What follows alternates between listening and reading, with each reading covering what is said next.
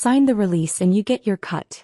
The whisper was low, greasy, like the hum of the air conditioner in the title company conference room. Dylan was leaning in close, sweating through his cheap suit. I could smell the stale coffee on his breath. On the escrow officer's screen, the number glowed in bright green pixels. $180,000. The wire had landed. The money was real. I picked up the pen. It felt heavy like holding a loaded gun. Dylan's eyes were fixed on the ink tip, practically vibrating with greed. He thought he had won. He thought he had broken me. "Do you want the cash or not?" he hissed. I signed my name on the mortgage, officially locking the debt onto the house. But when Dylan reached for the release form, the one that would actually put that money into his pocket, I didn't sign it. Instead, I reached into my bag and pulled out a single thick manila folder. I didn't say a word. I just slid it across the polished mahogany table. Dylan blinked, confused. He nodded to the escrow officer, a silent command to process what he assumed was my bank routing number. The officer opened the folder. Her eyes scanned the first page, and the color drained from her face faster than a tide going out. She looked up at Dylan, her voice trembling. "Sir, I cannot release a single penny. This is a court order freezing the account." Dylan stopped breathing. The silence in the room wasn't just quiet. It was the sound of a guillotine blade hanging in the air, waiting to drop. And I was the one holding the rope. To understand why I was doing this, you have to go back 48 hours. You have to understand the dinner. Dylan called it a family celebration. I called it a summons. The dining room smelled of rosemary and expensive red wine, the kind Dylan bought by the case to prove he wasn't broke. He sat at the head of the table, carving the roast beef with the precision of a man who believed he controlled everything in his orbit. My mother, Mary, sat to his right, passing dishes with trembling hands, her eyes darting between him and her son, Anthony. Anthony looked like he was going into withdrawal. He wasn't eating. He was staring at his phone, his leg bouncing under the table so hard it shook the water glasses. "Put the phone away, son," Dylan said, smiling that tight politician smile. "We're having a nice dinner with your sister." "I can't," Anthony snapped. His voice cracked. "The market closed. The audit notices just went out." Dylan put the carving knife down. The clatter against the china sounded like a gunshot. The smile vanished. The benevolent patriarch dissolved, replaced by the desperate contractor who had been juggling debts for a decade. "Tell me you fixed it," Dylan said. His voice was barely a whisper. "I tried." Anthony shoved his phone across the table. "The leverage killed me. I thought the coin would bounce back. It crashed. The $55,000 is gone, Dad. It's all gone. $55,000. I set my fork down. I looked from Anthony's sweating face to Dylan's gray one. This wasn't just a bad trade. Anthony worked accounts payable for a mid-sized logistics firm. He didn't have $55,000 of his own money to lose. "You stole it," I said. It wasn't a question. "I borrowed it," Anthony shouted, slamming his hand on the table. "I was going to put it back before the quarter closed. But the audit is Monday. If that account is short, they call the cops. I'm looking at 5 years, Dad. You have to help me." Dylan rubbed his face with both hands. He didn't look surprised that his son was a thief. He looked annoyed that he had been caught. He turned to me. The look in his eyes made my stomach turn. It was the look a butcher gives a cow. "We need the house," Dylan said. "No," I said. "Grandma left that house to Mom and me. It's Mom's retirement. It's her safety net. It's an asset sitting there doing nothing." Dylan leaned forward. "I found a private lender. A hard money loan. They can wire $180,000 by Friday afternoon. We pay back Anthony's thing, I put the rest into my business, and we refinance in 6 months. Nobody loses anything." "A hard money loan?" I laughed, a dry, sharp sound. "Those are predatory. 12% interest? If you miss a payment, they foreclose in 30 days. You're asking me to gamble Mom's roof on Anthony's crypto addiction." "It's not gambling if we win," Anthony yelled. "I'm not signing," I said. "I'm not letting you torch my inheritance to keep him out of prison. Maybe a few years in a cell will teach him how to count." Anthony stood up so fast his chair tipped over. He pointed a shaking finger at me. "Who do you think you are?" he spat. "You think you're better than me because you wear scrubs? You're a glorified maid, Susan. You wipe asses and change bedpans for a living. I make moves. I take risks. You exist to serve people like me. So sign the paper and do your job. I grab my purse. I'm leaving. Find another victim. I tried to step around Dylan, but he shifted his weight, blocking the archway to the hall. He wasn't smiling anymore. He reached into his pocket and pulled out his phone. You're not going anywhere, Susan. Not until you see this. He tapped the screen and held it up to my face. It was a photo. Grainy, taken from a distance but clear enough. It was me, standing at the hospital pharmacy disposal station. I was dropping expired vials of hydromorphone into the biohazard chute. It was standard protocol, witnessed, logged, and routine. But in the photo the angle was wrong. My body blocked the chute. It looked exactly like I was slipping the vials into my scrub pocket. Wednesday afternoon, Dylan said softly. To the nursing board, this looks like diversion. Theft of narcotics. Do you know what happens when a complaint is filed? Immediate suspension pending investigation. 6 months without a paycheck. Maybe a year. My blood ran cold. He had been stalking me. He had been planning this extortion for days while pretending to organize a family dinner. You can't prove anything, I said. There are cameras. Cameras get overwritten, Dylan shrugged. But an anonymous tip with photographic evidence? That sticks. By the time you clear your name, you'll be broke and unhireable. You'll be the nurse who stole drugs. I looked at my mother. She wasn't looking at the photo. She was looking at me, tears streaming down her face, her hands gripping the tablecloth. Please, Susan, she whispered. Just sign the papers. Don't let them ruin you. He's your brother. We have to help him. That was the moment it broke. The last thin thread connecting me to these people snapped. Mary wasn't a victim here. He knew. She watched her husband threaten to destroy my career, my life, everything I had built, and her only response was to tell me to surrender. She was willing to burn me alive to keep Anthony warm. I looked back at Dylan. He was watching me with the smug patience of a predator who knows the trap has closed. He expected me to cry. He expected me to beg. I sat back down. I smoothed the napkin on my lap. I let my shoulders drop, exhaling a long, shaky breath. The performance of a defeated woman. Hey, I said. You win. Dylan's shoulders relaxed. Smart girl. I knew you'd be reasonable. But, I added, raising a finger. If I'm risking my credit and my inheritance for Anthony's screw-up, I want something out of it. Dylan frowned. What? $10,000, I said. Cash. Tricked out from the loan proceeds. You hand it to me in the closing room before I sign the release. The room went silent. Anthony blinked, then threw his head back and laughed. A loud barking sound. Look at that, he crowed, slapping the table. The saintly nurse is a hustler after all. I told you, Dad. Everyone's got a price. She's just trying to wet her beak. I watched Dylan. I saw the suspicion in his eyes flicker and die, replaced by relief. If I had refused on moral grounds, he would have been worried. He would have kept his guard up. But greed? Greed, he understood. Greed made sense to him. If I wanted a cut of the money, it meant I was on board. It meant I was complicit. 10,000, Dylan said, a smirk touching his lips. Fine. Consider it a consulting fee. We meet at the title company on Friday. Noon. Friday, I agreed. I didn't look at my mother again. I didn't need to. I stood up, walked past Dylan and out the front door. The cool night air hit my face, but I didn't feel the chill. I felt the cold, hard weight of the plan forming in my gut. They thought they had bought me. They didn't know they had just sold themselves. I didn't spend the next 48 hours crying.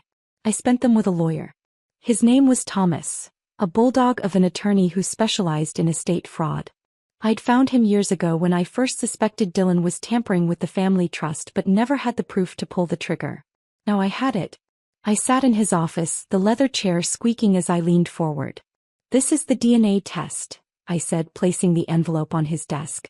It proves Dylan isn't my biological father. He knew it 20 years ago when he filed for guardianship to get his name on the deed to my grandmother's house. He claimed paternity to bypass the probate court's scrutiny. Thomas picked up the paper, his eyebrows raising. That's perjury. And fraud. And this, I said, placing a small digital recorder next to it, is my mother admitting it. I played the recording from my visit to Mary the day before. Her voice was thin and weepy. He told me if I didn't list him as the father on the forms, the state would take the house. He needed the equity for his business, Susan. I didn't have a choice. Thomas stopped the recording. He looked at me and for the first time he smiled. It wasn't a nice smile. It was the smile of a shark smelling blood in the water. So, he said, tapping a pen against his legal pad. You don't just want to stop the loan. You want to nuke the site from orbit. I want the debt to stick but the cash to freeze, I said. I want him liable for the $180,000, but unable to access a dime of it. Constructive fraud, Thomas said, already typing. We file a lease pendens, a notice of pendency. It puts a cloud on the title. We file it tomorrow morning, right when the courthouse opens. By the time you're sitting at that closing table, the property will be legally radioactive. And the money? The lender will wire the funds into escrow because their title search from 3 days ago showed clear title, Thomas explained. But once the funds are in the escrow account, the officer has a fiduciary duty to check the record one last time before release. If we time this right, the money lands the debt records, and then we drop the lease pendens on the table. The officer must freeze the funds. Dylan will have a signed mortgage note, he'll owe the money, but the cash will be locked in legal purgatory for months, maybe years. I nodded. It was perfect. It wasn't just a trap, it was a vice.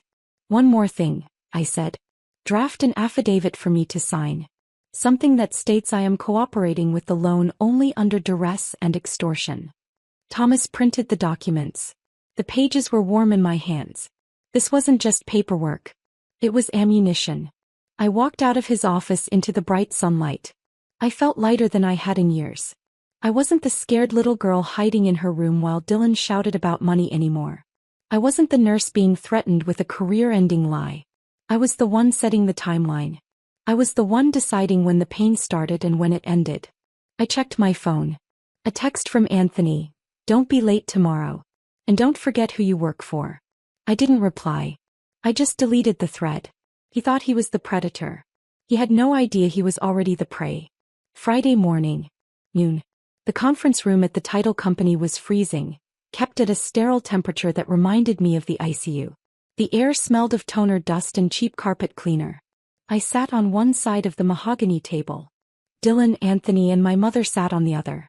It looked like a negotiation, but it felt like an execution. Anthony was vibrating. He kept checking his watch, then his phone, then the clock on the wall. His leg bounced under the table, a frantic jackhammer rhythm. Is it there? He asked the escrow officer, a middle-aged woman named Brenda who looked like she wanted to be anywhere else. Did the wire hit? Brenda typed on her keyboard. Click, click, click. Yes, she said. The lender's funds have been received. $180,000 is currently sitting in the escrow account. Anthony let out a sound that was half laugh, half sob. Thank God. Let's move. The bank closes transfers at 2. I need that money in my account by 1. Dylan leaned back in his chair, the tension draining out of his shoulders. He adjusted his tie, shooting me a look of pure, arrogant triumph. He thought he had pulled it off. He thought he had bullied the world into giving him what he wanted, just like always. You heard her, Susan, Dylan said. Let's get this over with. Brenda slid a stack of documents toward me. They were thick, legal-sized papers flagged with yellow "Sign Here" stickers. These are the loan documents, Brenda explained. The mortgage note and the deed of trust. By signing these, you are agreeing to place a lien on the property in the amount of $180,000, at an interest rate of 12%. 12%. It was financial suicide. I picked up the pen. My mother was staring at her hands, twisting her wedding ring. She wouldn't look at me. She knew what this was. She knew she was selling her mother's legacy to pay for her stepson's crimes, and she was letting it happen. In the ER, when a patient codes, the family screams. They panic. They bargain with God. But the doctors? We get quieter. The chaos narrows down to a single point of focus. We check the monitors. We check the pupil response. We check the clock. We aren't cruel, we're just efficient. You can't save a life if your hands are shaking. I felt that same cold, clinical detachment settling over me now. I wasn't a scared daughter anymore. I was the clinician standing over the bed, looking at the flatline, preparing to call the time of death. I signed the mortgage note. Scratch. Scratch. I signed the deed of trust. Scratch. Scratch. With every signature I was legally binding the debt to the house. The loan was now real. The house was now leveraged. Dylan watched the pen move, his eyes greedy and bright. He saw the ink as victory. He didn't understand what I was doing. He didn't understand that you have to let the poison enter the bloodstream before you can isolate the limb. I finished the last signature on the loan packet. The debt was locked in. Okay, Dylan said, reaching for the papers. Now the release. Brenda pulled the final document forward. And this, she said, is the disbursement authorization. This instructs us to release the funds to Mr. Henderson's account. This was it. The money was sitting in the account tantalizingly close. I could see the reflection of the screen in Anthony's eyes. He was already spending it. He was already imagining his freedom. Sign it, Dylan said. Take your 10 grand. I hesitated, looking from Dylan to Anthony, then to my mother. Mom, are you sure? Her eyes filled. Susan, please. Just finish it. She had chosen. Now so would I. I capped the pen. You're right, I said. We don't have a choice. Instead of my bank info, I slid a thick folder across the table. By routing numbers inside, I lied. Give it to her. Dylan didn't check. Process it, he barked. Brenda opened the folder and froze. Red court stamp. Bold letters. Notice of pendency of action. I can't release the funds, she whispered. What? Dylan snapped. This is a court filing alleging constructive fraud and falsified guardianship. The escrow is frozen. Anthony shouted. Push the button.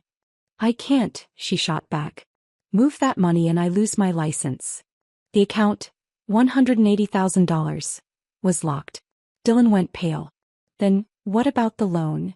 It's active, Brenda said quietly. He now owed a hard money lender that same amount at 12% interest, with no access to the cash. I leaned back. They hadn't just lost the money.